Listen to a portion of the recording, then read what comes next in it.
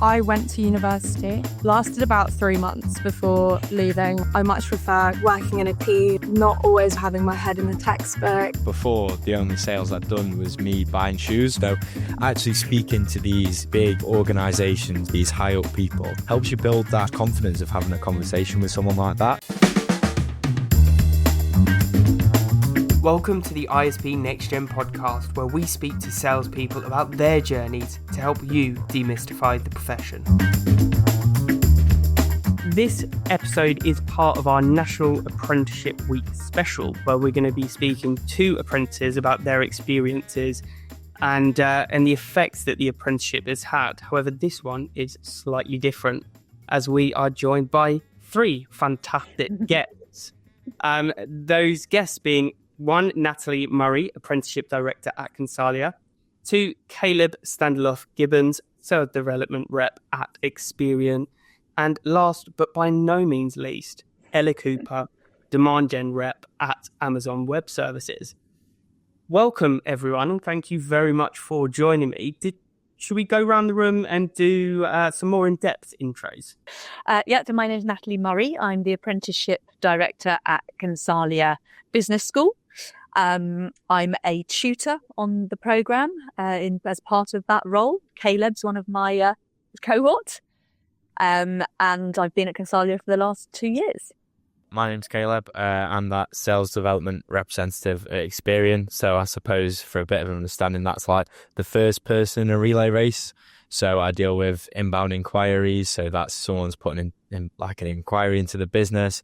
I qualify that out and pass it on to a specialist as well. I do outbound campaigns. So that's anything kind of the business needs, any business unit. I do outreach for that, getting it booked in with that relevant specialist as well.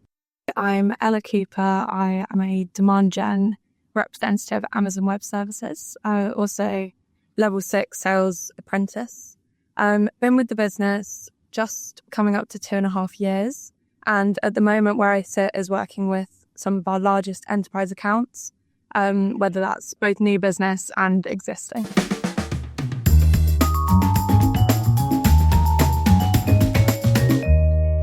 My first question of the session is going to be one for our apprentices in the room. So apprenticeships have become more and more popular, but I still don't think they're quite as mainstream as they perhaps should be.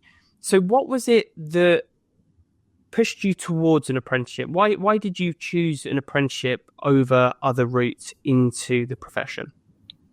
I am sometimes a bit of a unique case in this situation because I didn't initially choose an apprenticeship. So I went to university to study business and lasted about 3 months before leaving and just called it quits, was not for me, and really realised that I much prefer kind of working in a team, not always one for having my head in a textbook.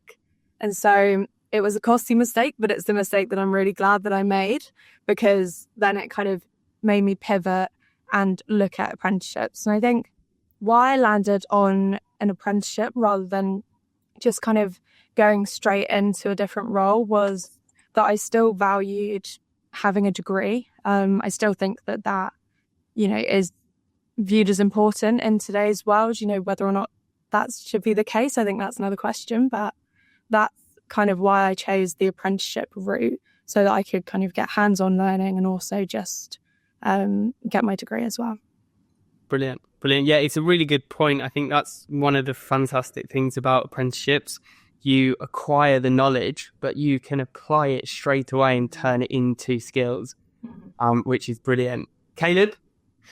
Yeah, I'd say it's quite similar for myself, to be honest. I'd say in terms of the learning side, I actually quite struggle, just head down in a textbook. If I don't have something to apply it to, it'll kind of just go in one ear and out the other.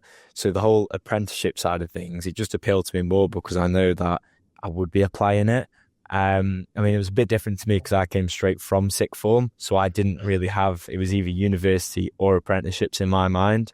I still wanted to get a degree, but I knew going to university itself just wasn't for me. I wanted to kind of have a job alongside it, so settled on an apprenticeship.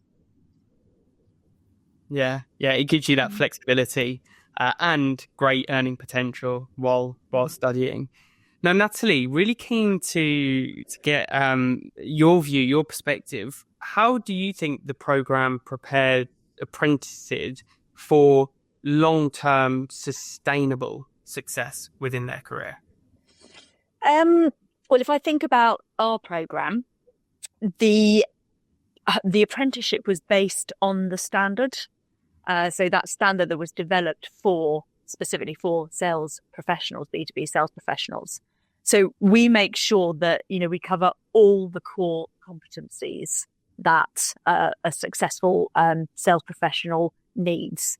And we make sure that it's very carefully structured so that they have the opportunity to really build their confidence, build their professional practice, obviously show the competency in the KSBs. And as you were talking about before, that opportunity to take the learnings, to apply them to their day job, so academic learning to day job, is a fantastic thing. I think that work-based structure. And as Caleb's just said, they get to see the immediate impact and value that they can bring to the organisation. Yeah, it's a great point. And you used a word there, which I think is so crucial and perhaps one that's not really taken into consideration. It's that confidence. Mm-hmm. Give people the confidence and the belief. Having that understanding really enables you to go to market and have meaningful conversations with confidence. So that's brilliant. That's brilliant. Now, moving into that skills piece in a bit more detail, to the apprentices in the room, how do you think the apprenticeship has helped you to develop key sales skills? And were there or have there been so far any pivotal moments in your journey? Yeah, I'd say in terms of how it's helped me develop those key skills, like you say, it's that whole confidence piece. I think before, the only sales I'd done was me buying and selling shoes just to make a bit of money to pay for my car. So actually speaking to these big kind of organizations, these businesses with a lot of employees, these high up people, helps you build that even just confidence of having a conversation with someone like that. Because again, it's something that I do every single day in this role. And it's something I kind of didn't think I would be doing. So like I say, it's that whole being more confident, speaking to people who you wouldn't do before. I'd say pivotal moments. I'd say just having like that big deal close, just that one deal which you've kind of done a lot of outreach for, you've put in a real big effort for it, and that actually finally closing. I'd say that for me is it's a good moment, really. It gives you a good boost, and at the same time, it kind of helps you think, kind of leading back to the whole university side. What skills have I learned through this? It links back to them KSBs in terms of, all right, I've done this, I've prospected, I've qualified them, and I've done this. So it's kind of good to see how all of that links together.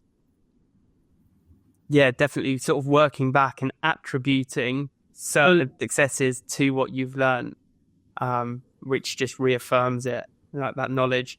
Elle, how about you? Yeah, to be honest, I think I kind of piggyback off the back of what Caleb said. It's so much about developing the confidence to actually go and have those conversations and, be in a room full of C-suite and feel like you're meant to be there. And I feel like that's what the kind of theory side of the apprenticeship has given me in terms of skills, is that theory behind, okay, why do people make, buying decisions? What allows people to trust you? So I think that side of things has really developed my skill set into kind of not being really shy, walking into a room, feeling like you know enough to be there, but also how to cope with situations, maybe not going your way, how to kind of analyze a room and earn trust quickly. And I think pivotal moment for me was getting my own customers to manage. I feel like that's really kind of when it becomes quite real. It's like, oh, okay, I'm the one managing the relationship. I'm the one dealing with, certain deals and projects.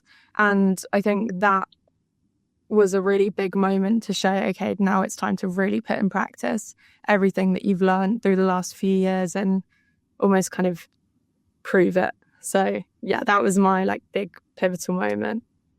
That's brilliant. And I love the way you framed your answer there. You put the buyer and their perspective first. truly understanding what the buyer needs, how they think, what benefit you can then provide, and how you can help them to solve their problems, which is what sales is at its core.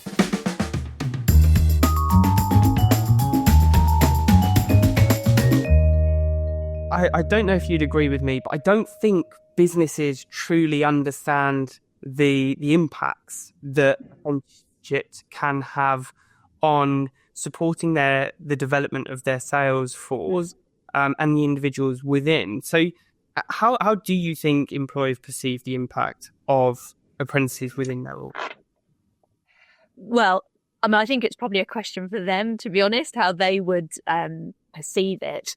What I can say from our perspective is that, we see how our apprentices going through the program, how they progress, how they get promoted into that next role in the organisation. I don't have statistics for that, but retention also is really strong. We see that through the program and beyond. We stay in touch with our alumni so we can see that where they're staying and where they're developing themselves. And our employers, our customers, provide us with apprentices. They entrust their apprentices to us year on year. So they're clearly seeing the benefits if they are coming back and allowing us to take their apprentices through the program. And I think the other thing they see, obviously we work very closely with the employers in terms of making sure they understand the program and the expectations on both sides and everything that the apprentices are going to go through. And we talk to them about the projects, and I'm sure the apprentices do. They're negotiated projects at the end of each year where they've got that opportunity to really come up with something innovative and impactful for the organisation. And that can be through, areas to develop, areas in improvement, all through action research that they can take to the employer and to the wider business. So I think that's a really good way for them to understand the impact. Yeah, it's that sort of really structured thinking. And you mentioned that you didn't have the stats. I'd love to get those stats, impact on career velocity, if you will. How quickly you can progress throughout your career in off the back of completing an apprenticeship, and in terms of retention, people typically don't want to move if they're happy doing what they're doing. Well developed and foundation. Brilliant. And we share an awful lot of concepts, models, frameworks in our workshops. And again, they are taken back. We encourage the apprentices to take them back to the organisation to share them more widely again. So, that's something that the employers can certainly see the impact of the programme in those practical terms as well. Brilliant.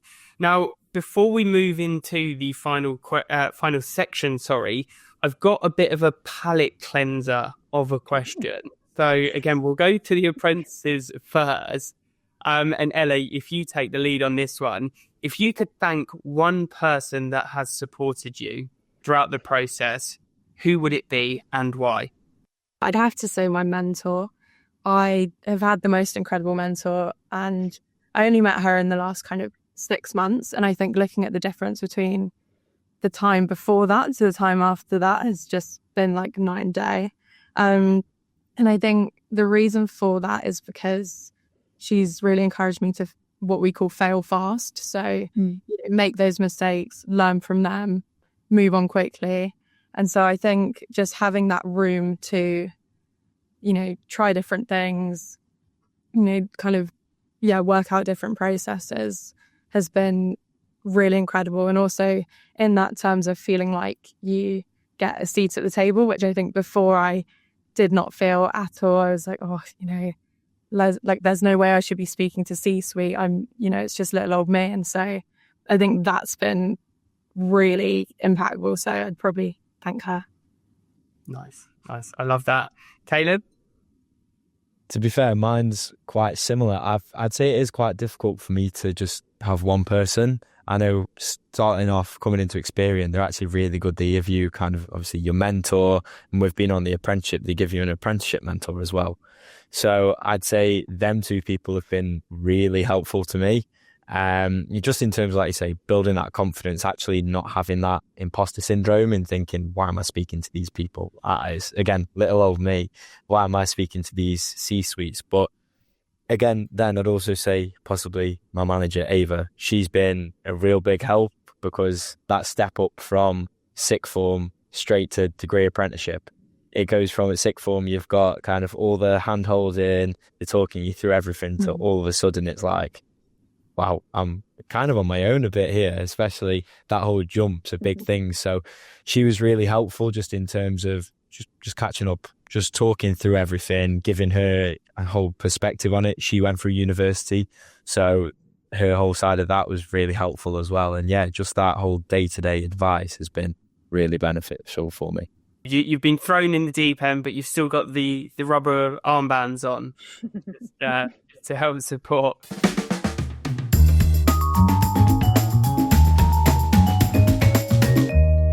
Natalie, what advice would you give to someone that's perhaps considering an apprenticeship but isn't quite sure whether it's the right route to them? I think, again, talk about our program. Be prepared to work hard. There's no two ways about it. As Caleb's just said, a lot of our apprentices come straight from school and suddenly they've got demanding day job, academic qualification to juggle. And it's a lot, but it's absolutely worth the effort. If you want to come out and be that best sales professional that you can be. And as you picked up on Elle saying, the person that puts their customer first, that can help their customer buy, that's what we produce. Yeah, great answer. Brilliant. So moving into the final questions of the session, for the apprentices, again, I'll take your answers first, but we'll go to Caleb first. What is one key takeaway from your journey so far, and what do you have planned next in your career? Oh, I'd say my one key takeaway is that I suppose it doesn't matter who you are. You've always got the right to speak to these C-suite people, especially if you're proposing something which is beneficial to them. Like I say, at the start, it was quite difficult. I was a bit nervous to just pick up the phone and speak to them, because in my mind, it's like, why should I be? At the end of the day, you're helping them. Everyone's human. Everyone's always open to a conversation.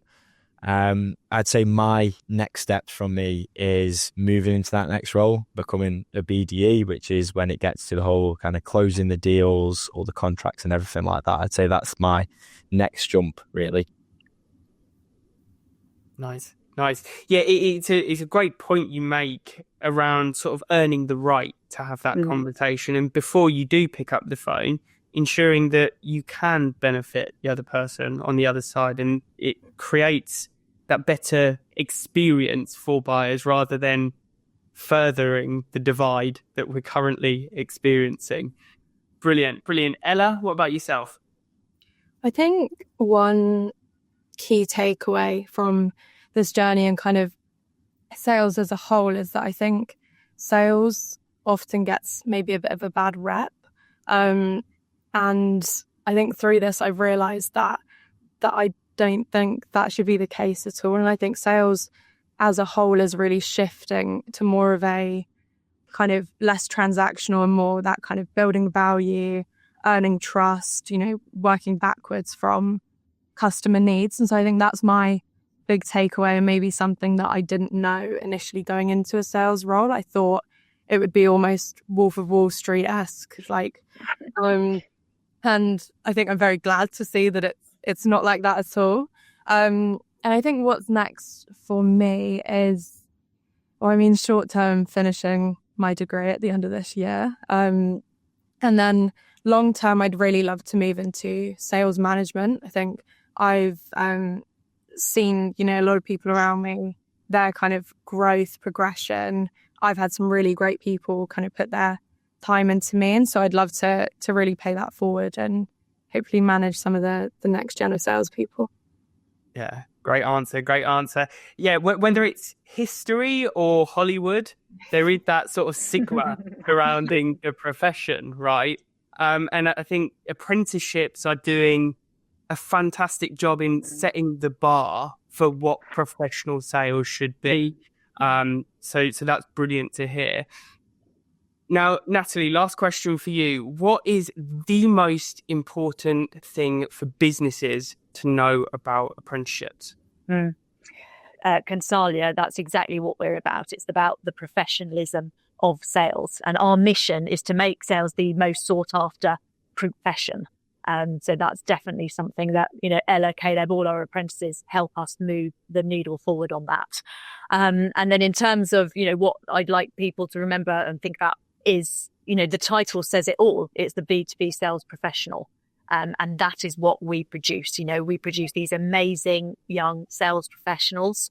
We are the only apprenticeship that delivers a sales degree apprenticeship, the only organisation, and we are all about the student experience, delivering a quality experience, which is what makes it so great.